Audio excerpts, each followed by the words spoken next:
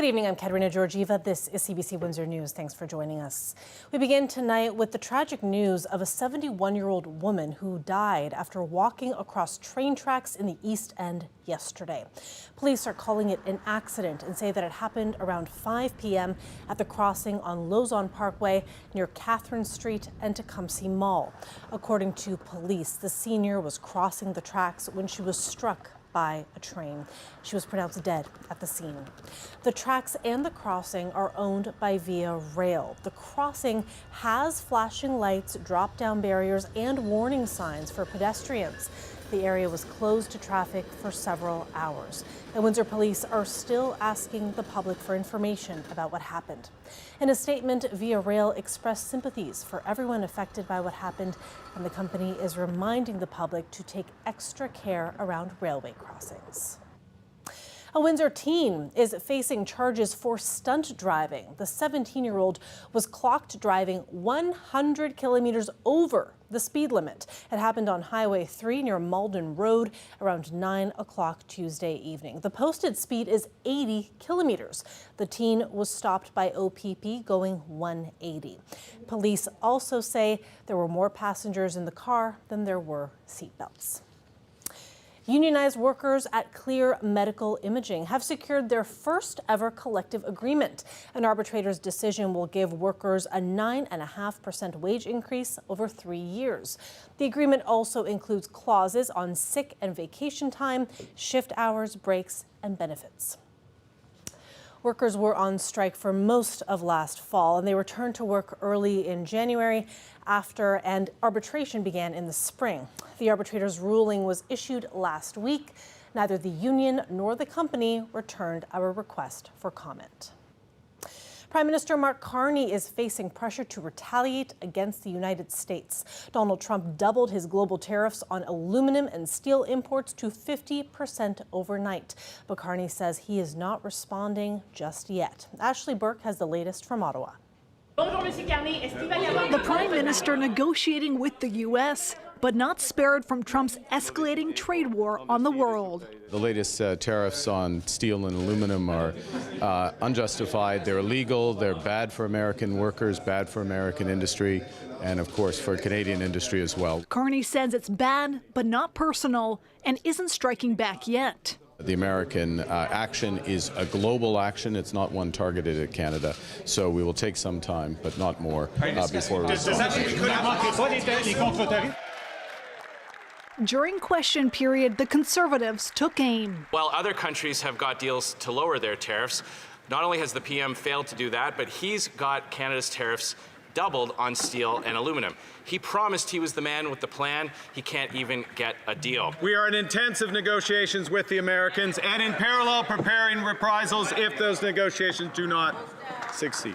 Canada's U.S. Trade Minister and the ambassador in Washington Tuesday trying to land a deal to get tariffs lifted. The government says those talks are progressing, so it's not retaliating today. These tariffs have been foreshadowed for some time. What we need is not time or not deliberation, we need action. Carney's facing pressure to fight back with force. We can't sit back and let President Trump steamroll us, try to shut down our steel industry, take jobs down to the U.S. He has no regard whatsoever for jobs here in Ontario, and we need to slap another 25%. That call for reciprocal tariffs coming from industry groups, too. We have 23,000 steel jobs in this country that will be impacted within the next couple of days. But the Liberals say they need more time. Why not dollar for dollar tariffs today? It is an important question. We have had really strong counter tariffs against the Americans already. We are looking at different scenarios right now, and we will take a decision, but we need a bit more time right now, not too long. Carney is trying to keep negotiations going, but is up against the challenge of responding to Trump's tariffs without aggravating him more. Ashley Burke, CBC News, Ottawa. We turn now to the federal government's new proposal to tighten the border. But as Pratush Thayal reports, critics worry that it will cause more harm than good. Those working with newcomers are calling the Liberal government's new legislation, the Strong Borders Act, as anti-immigrant and anti-refugee. Bill C2 essentially allows officials to cancel, suspend, or change immigration documents immediately. It also allows for them to pause the acceptance of new applications or cancel those that are already in the system if deemed in the public interest. The Public Safety Minister introduced the legislation Tuesday, and a big change is asylum claims would also have to be made within a year of entering the country, including for international students and temporary residents. It continues to align our immigration system with that of the United States. Windsor's Matthew House gives refugees a place to live and helps them with resettlement. The executive director worries this bill will put more vulnerable people at greater harm. But refugee claimants are not the problem. So the 1-year ban is a major concern for us. The other major concern for us is the ability of the government to declare an emergency and suspend applications. That one, to me, feels very U.S.-like. Others agree. This bill does a disservice to refugees and betrays the Canadian public's trust in the Liberal government for ensuring a fair refugee determination system consistent with international standards. Those working with migrants say this omnibus bill endows arbitrary power to the Federal Immigration Department and has mass deportation provisions. It's a bill that gives the government unchecked power to take away people's status. And once that power exists, then it can be used by this government, by the one after that, by the one after that, to effectively just round up people and throw them out of the country. This is an anti-refugee, anti-immigrant bill, and it's illegal. Take, for example, an Afghan international student here. While they were studying, the Taliban takes over and things become scary back home. They could have applied for asylum, but with this bill, they would have been now out of luck. That's why this immigration lawyer worries it will also impact genuine applicants. And really, in total, it ends up adding to the cumbersome delivery of immigration services rather than really focusing on the bad actors by maintaining stealth-like procedures that are still fair and individualized. And that's where I think the government has missed the mark here. The experts I spoke with are urging the government to not let this legislation become the law. Pratish Dayal, CBC News, Windsor. Colette Kennedy joins us now for our first look at weather. Colette, definitely a hot one today, but it's about to cool off. Yeah, that's right. We've got a cold front that's going to move through that is a significant one. It really will make a difference in terms of what we're experiencing. Hot, hazy, humid, the haziness having to do more with the moisture in the atmosphere than that upper level smoke as we went through the day today. And there are some of those rain showers that have developed along this line of thunderstorms, but that's off to the north and east of us. But just know there's so much more to come along this boundary, and it kind of lingers with us.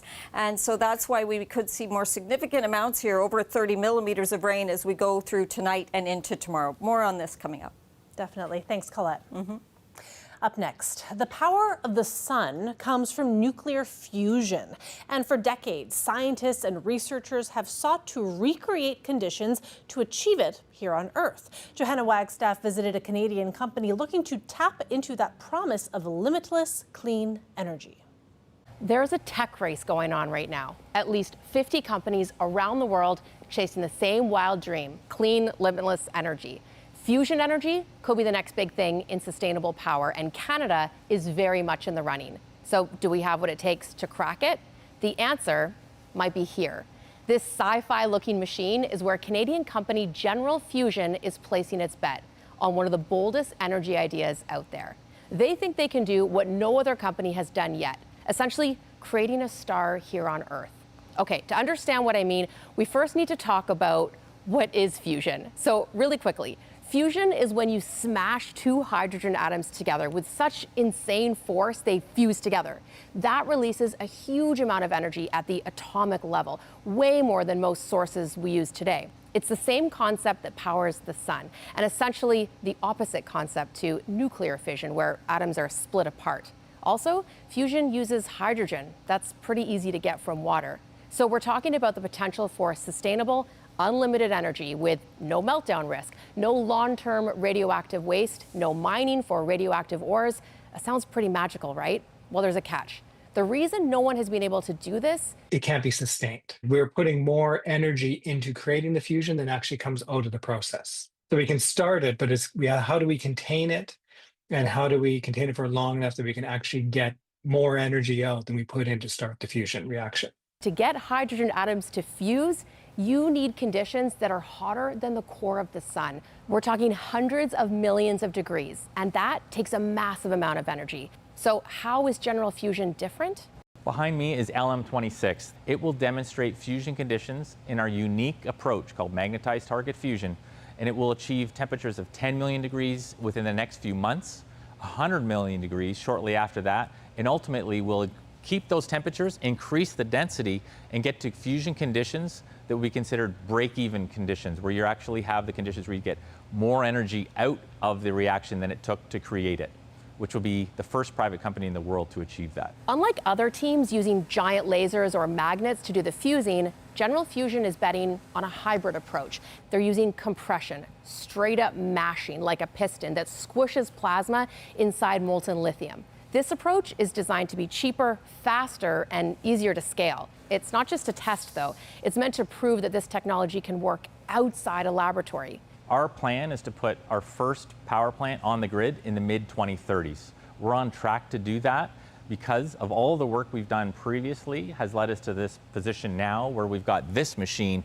that over the next 2 years is going to demonstrate break-even fusion conditions, which will be a massive milestone for us and the fusion industry. They've got backing from governments, private investors, even individuals like Jeff Bezos, because if this works, it could change everything. But let's be real. There's a running joke in the science world. Fusion is always a decade away. Fusion is unlikely to play a role until probably 2050s, I would imagine. It's important to not take our eye off what is happening now. We have a lot of cost-effective ways of reducing emissions, of cleaning up our electricity system right now. That includes renewables, conventional nuclear, and energy efficiency. And we should not wait for this magical solution that may come up in 20 years. It's also important to recognize that even when fusion is developed and is finally commercialized, which I hope will happen in the next coming decades, it's still going to be very expensive. So can Canada win the fusion race? It's still anyone's game, but if General Fusion pulls this off, Canada wouldn't just be in the race, it could help change the future of energy.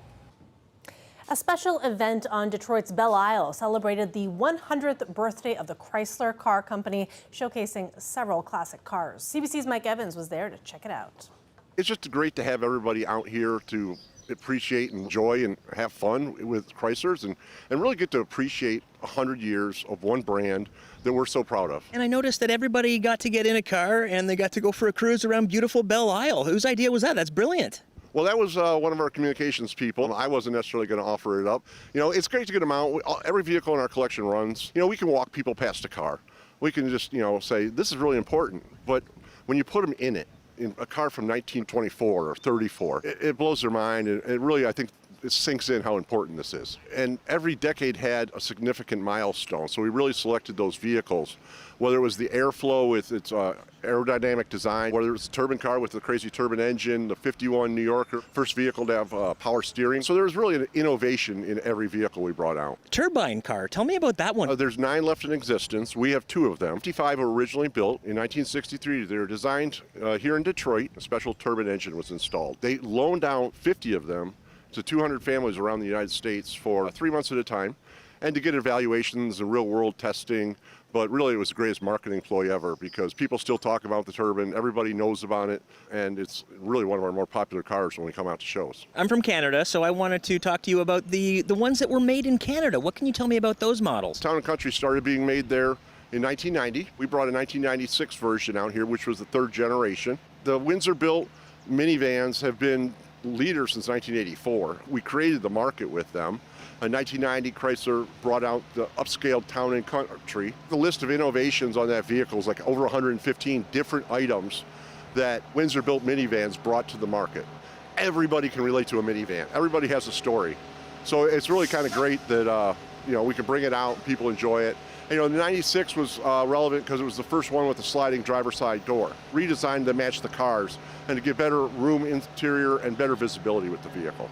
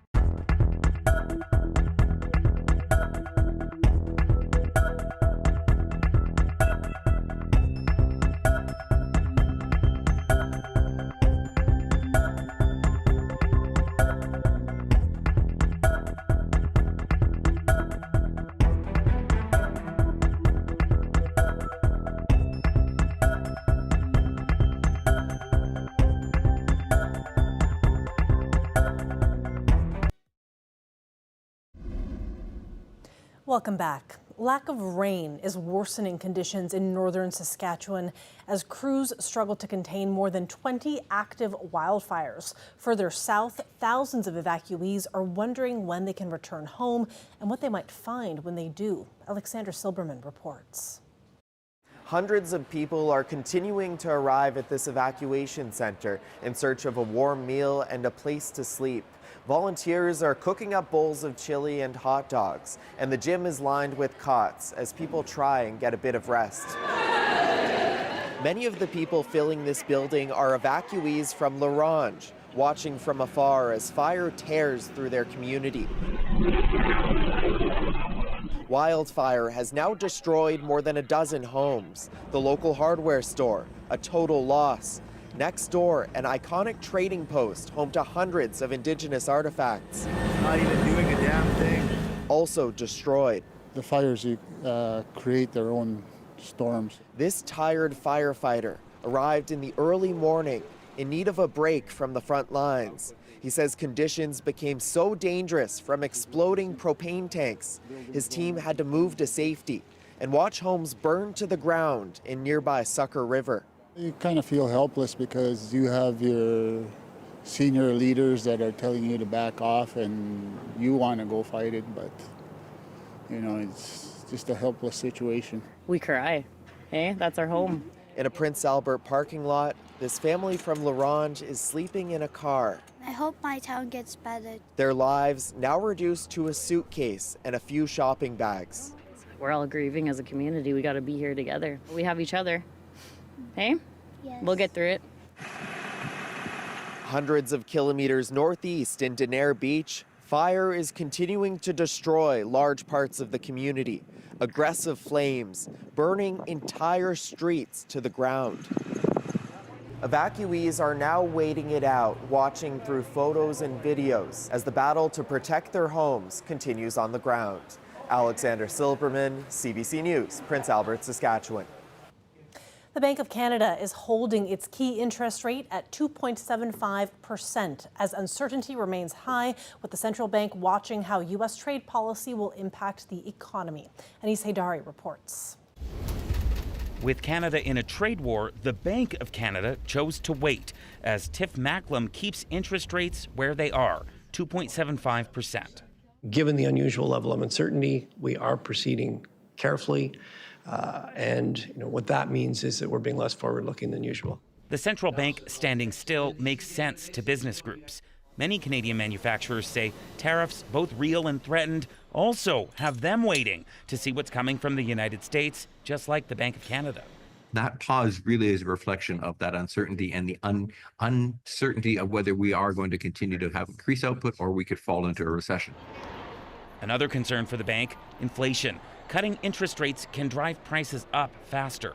So it's a very balancing act right now to how much do you want to cut the rates and at what time to stimulate the economy, to encourage this very timid, investment, but so that you don't create other inflation and, you don't want to encourage inflation in the economy either. One part of the economy that may already be stalling, the housing market. Lower rates are not going to push people back into buying a home if they're worried they're going to lose their jobs. Most numbers don't show a recession, but economists say indicators are slowing down. But I think most Canadians would agree that the economy just feels weak. It feels frail. It feels like businesses and households are struggling.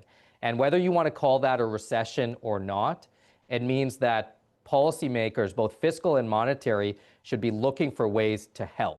Those monetary policymakers at the Bank of Canada announced their next decision on interest rates in July. But what they say the Canadian economy needs, predictability and certainty, may not be something Tiff Macklem can provide. Anis Haidari, CBC News, Calgary. Bill 5 passed late this afternoon. The controversial mining bill aims to speed up development projects in Ontario, like the proposed Dresden landfill. Indigenous people, labor groups, and environmentalists are among those opposed to the bill, but the government says it will ensure priority projects actually get built. And we have the full story on our website at cbc.ca/Windsor. We'll be right back with Call Out. Stay with us.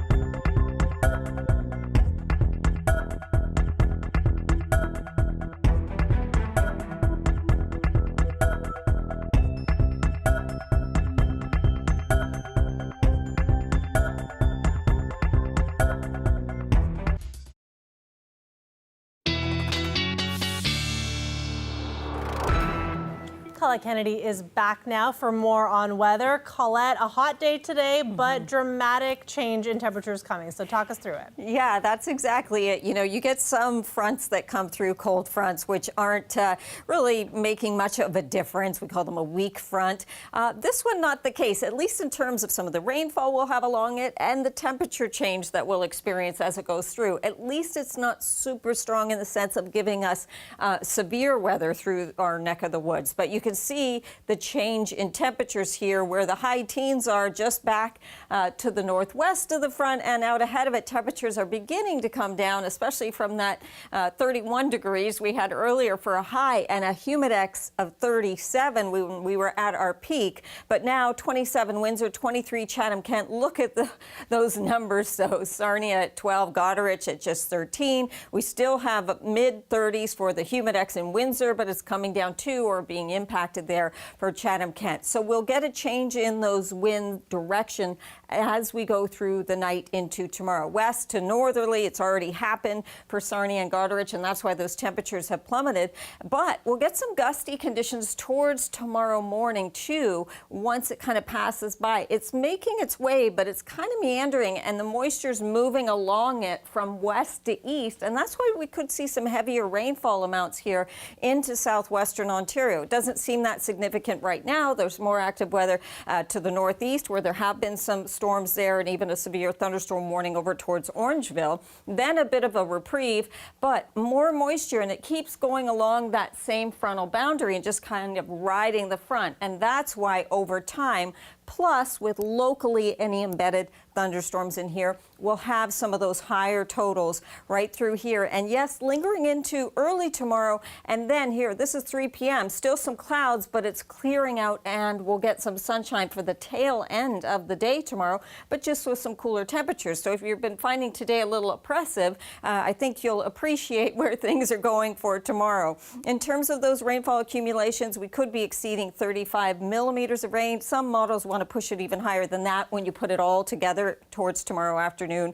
tonight, tomorrow afternoon. Overnight, though, we will fall to 16 degrees for the low. And look at this, the daytime high tomorrow, more than 10 degrees cooler than today. Friday, we recover nicely. There'll be some extra cloud cover and a few isolated showers early, but then the afternoon is looking pretty good there. Awesome. Thanks so much, Colette. Thanks, everyone, for watching. See you tomorrow. Good night.